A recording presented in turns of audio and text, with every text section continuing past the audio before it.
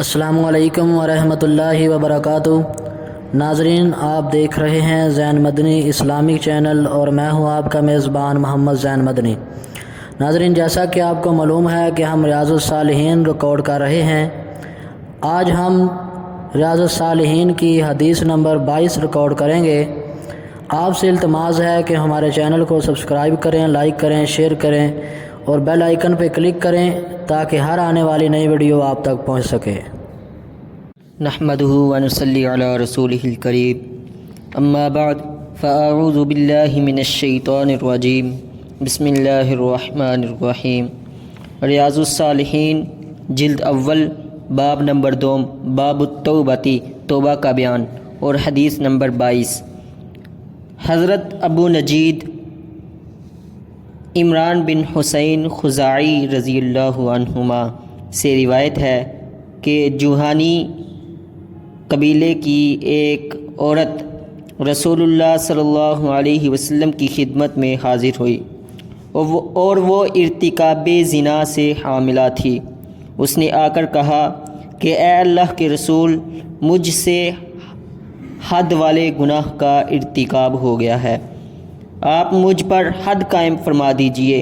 آپ علیہ السلام نے اس کے ولی یعنی وارث قریبی رشتہ دار کو بلایا اور فرمایا، اس کو اچھے طریقے سے اپنے پاس رکھو اور جب یہ بچہ جن لے تو اس کے بعد اس کو لے آنا۔ چنانچہ اس نے ایسا ہی کیا۔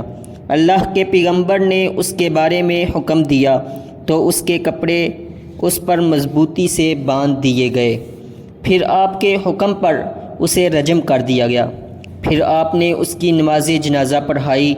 حضرت عمر رضی اللہ عنہ نے عرض کیا کہ اے اللہ کے رسول، اس بدکاری کرنے والی عورت پر آپ نماز جنازہ پڑھتے ہیں؟ آپ علیہ السلام نے فرمایا، عمر، تمہیں نہیں معلوم اس عورت نے ایسی خالص توبہ کی ہے کہ اگر اسے اہل مدینہ کے 70 آدمیوں پر تقسیم کر دی جائے تو ان کو کافی ہو جائے۔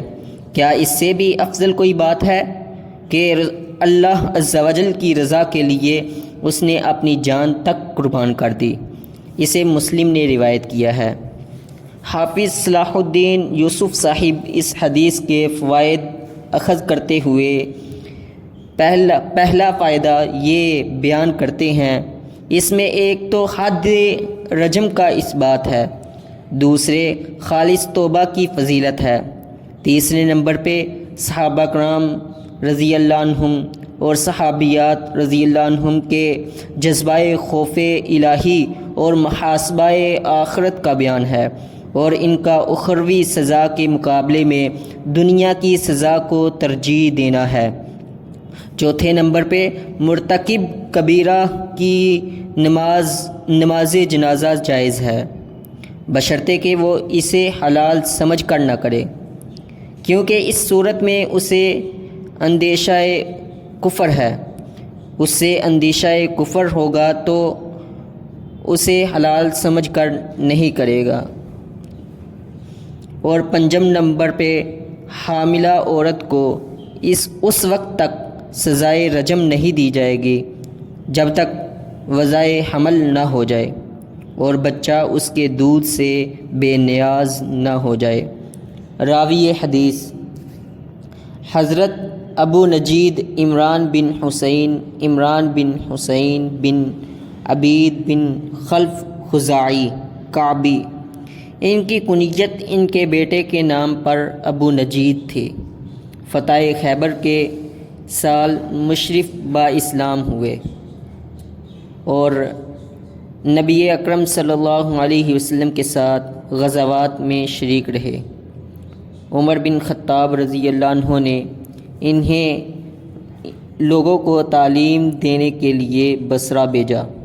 عبداللہ بن عامر نے انہیں بصرہ کا قاضی بنایا، لیکن یہ جلد ہی مستعفی ہو گئے، کسی فتنے میں شریک نہیں ہوئے، بڑے مستجاب الدعوات تھے۔ آخر عمر میں بہت زیادہ بیمار ہو گئے اور 52 ہجری کو مقام بصرہ میں وفات پائی۔ کتب احادیث میں ان سے 180 احادیث مروی ہیں۔